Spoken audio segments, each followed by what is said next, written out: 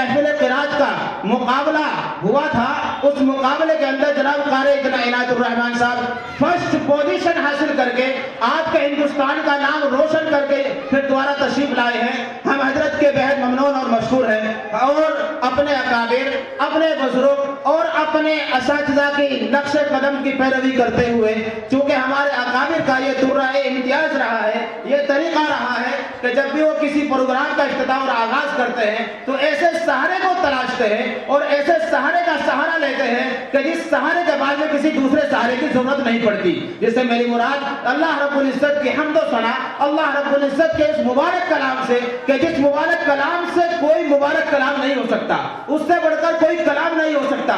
آئیے اسی کلام سے ہم اس بزم کا افتتاح اور آغاز کرتے ہیں اور تلاوت قرآن کے لیے ایک ایسے مایہ ناز قاری القراء کو آواز دیتے ہیں کہ جن کی آمد ہمارے لیے باعث سعادت ہے۔ جناب قاری عنایت الرحمن صاحب، بانی و مبانی، مؤسس اعلیٰ، ناظم اعلیٰ، مدرسہ روح العلوم میرٹھ شہر، خلیفہ اجل جناب حضرت مولانا شاہ سید بلال حسین صاحب تھانوی دامت برکاتہم العالیہ، آپ حضرات کے روبرو ہیں۔ تلاوت قرآن سے ہم سبھی کو محسوس فرمائیں گے اور باقاعدہ اس بزم کا آغاز اور افتتاح فرمائیں گے۔ حضرات محترم، جیسا میں نے اپنے اس پروگرام کی زینت بننے والے اور اس پروگرام کا اہم حصہ بننے والے مہمانان اعزام کا تعارف کرایا، اسی کے اندر ایک اور خوبصورت اضافہ ہوا ہے۔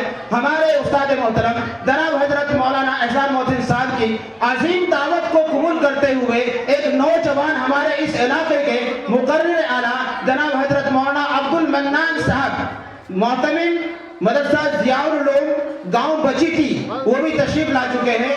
انشاءاللہ ان سے بھی ہمیں فائدہ اور فیض اٹھانا ہے، وہ بھی تشریف لا چکے ہیں۔ اور اس کے ساتھ ساتھ میں جو حضرات آئے میں نے ان کا تعارف کرایا۔ آئیے بلا کسی تمہید کے جناب قاری صاحب، قاری عنایت الرحمن صاحب کے حضور یہ گزارش کرتے ہیں کہ تلاوت قرآن سے ہم سب کو محسوس فرمائیں۔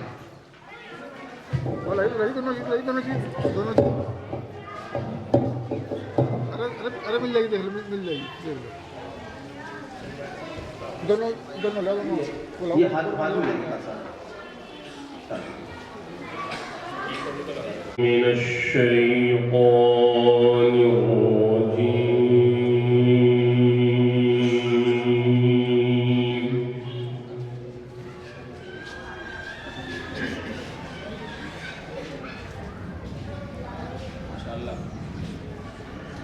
بسم اللہ الرحمن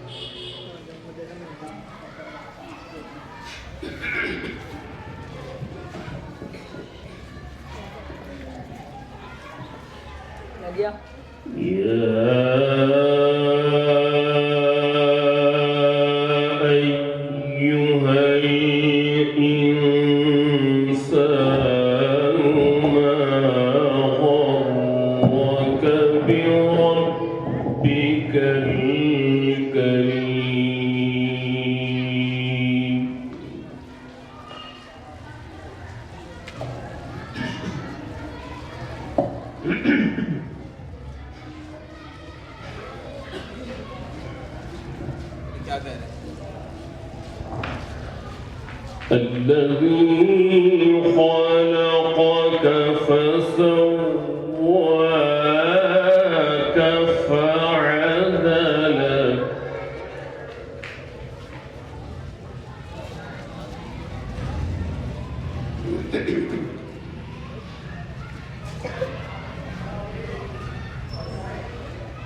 في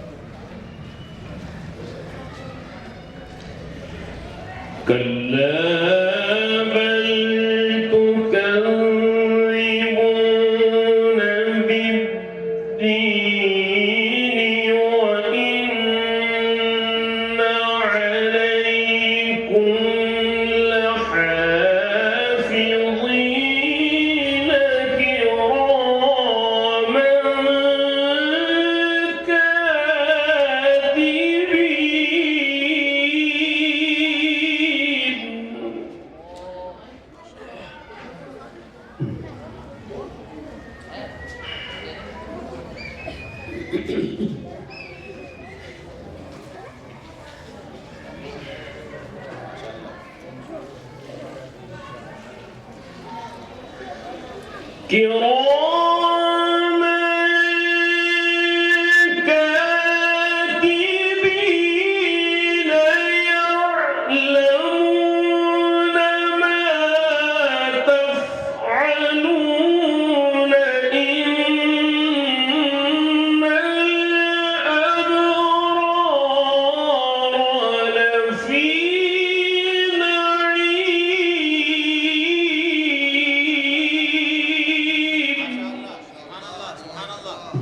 اللهم زد فزد سبحان الله وادخل برسا حياك الله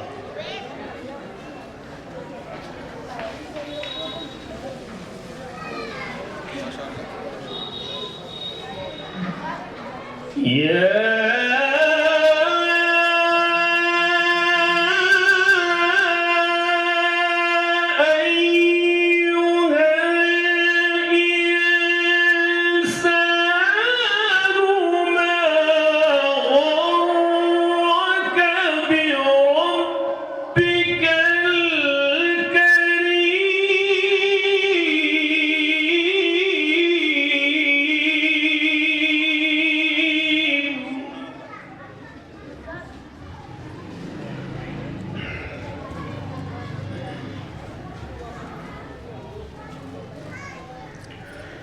الذي خلقك فسواك فعدلك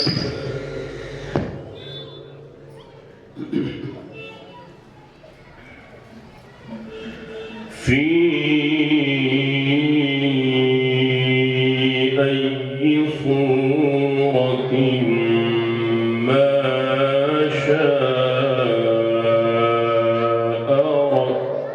ركبك. فنان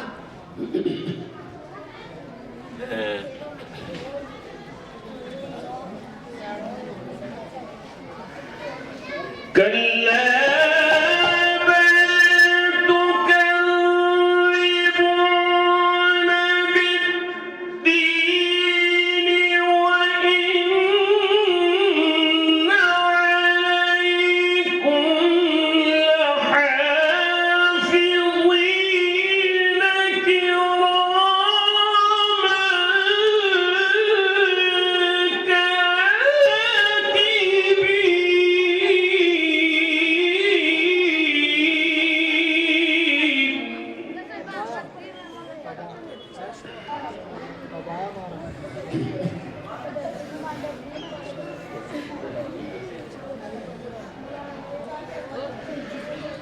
يعلمون ما تفعلون إن الأبرار لفي نعيم. ما شاء الله ما شاء الله وإن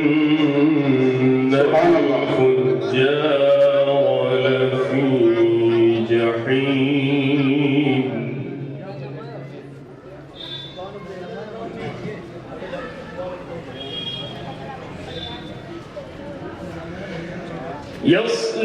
يصلونها يوم الدين وما هم عنها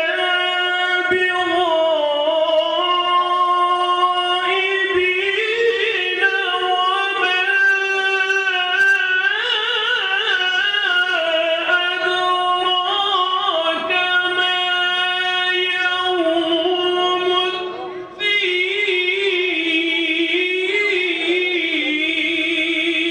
الدين. ما شاء الله ما شاء الله سبحان الله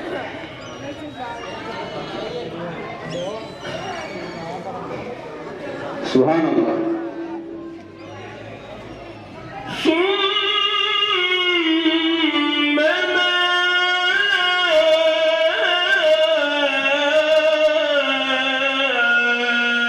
أدراك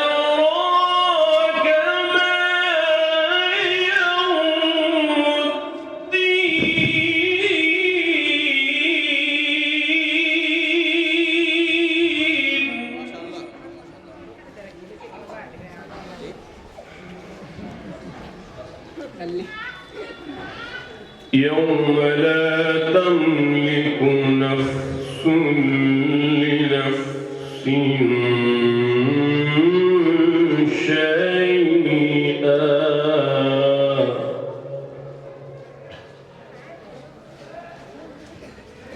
والأمر يومئذ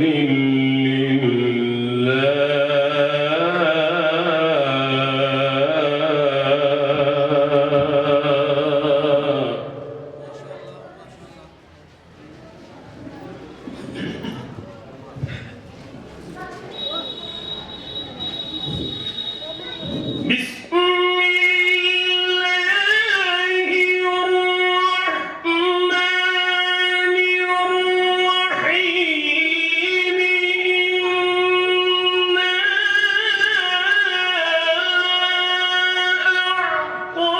أعطيناك الكوثر فصل لربك وانحر إن شانئك هو الأبتر. ما شاء الله ما شاء الله سبحان الله سبحان الله ما شاء الله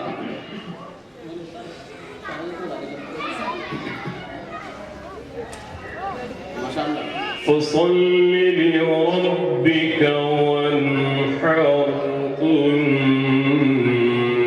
شانئك هو الأبتر.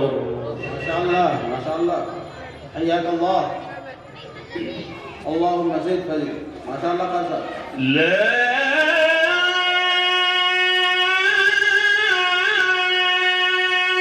إله إلا الله والله أكبر. بسم الله الرحمن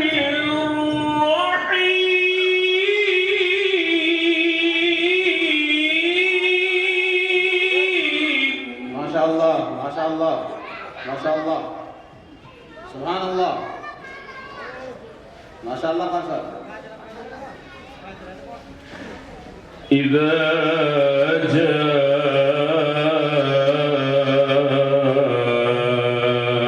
نصر الله والفتح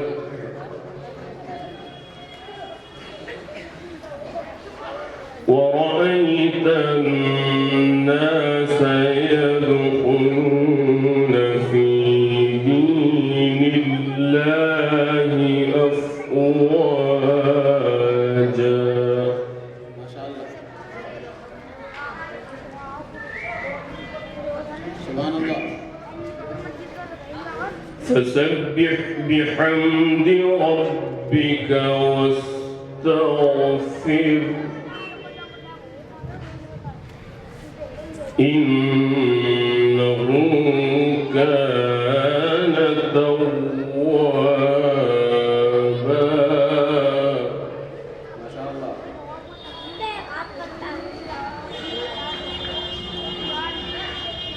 ورأيت الناس يدخلون في دين الله أفواجا فسبح بحمد ربك واستغفره إنه كان توابا. ما شاء الله ما شاء الله ما شاء الله حياك الله سبحان الله فسبح بحمد ربك واستغفر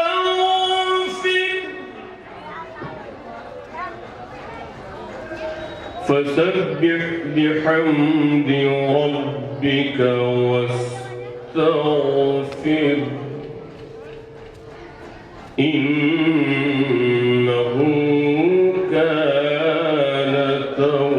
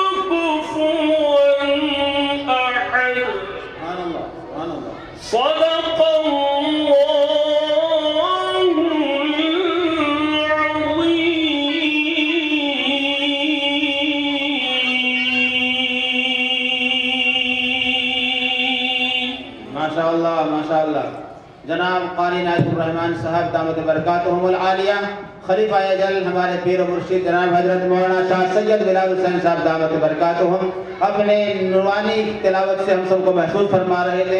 حضرت قاری صاحب کو استاد محترم جناب حضرت مولانا احسان محسن صاحب دامت برکاتہم نے 500 روپے کے انعام سے نوازا، اور ہمارے ایک دوست نے 100 روپے، اور ہمارے بھائی اسلام نردھنے سے انہوں نے 50 روپے قاری صاحب کو بطور انعام ہدیہ دیا ہے۔ اللہ تعالیٰ ان حضرات کی محبتوں میں اضافہ فرمائے، اور جناب قاری صاحب کی عمر کے اندر اللہ رب العزت برکت عطا فرمائے۔ میں اسی کے ساتھ ساتھ میں حضرت نے مجھے حکم فرمایا کہ ہمارے اس پروگرام کا اہم حصہ ہمارے قاری صاحب کو ہمارے عزیز نے 100 روپے ہدیہ دیا ہے ماشاءاللہ۔ ہمارے اس پروگرام کا اہم حصہ ہے ہمارے مہمانان اعزام کی فہرست میں ایک نام ہے جناب حضرت مولانا محمد مستقیم صاحب، جو ہمارے استاد محترم جناب حضرت مولانا احسان محسن صاحب کے خلیفہ بھی ہیں اور آپ کے معتمد بھی ہیں۔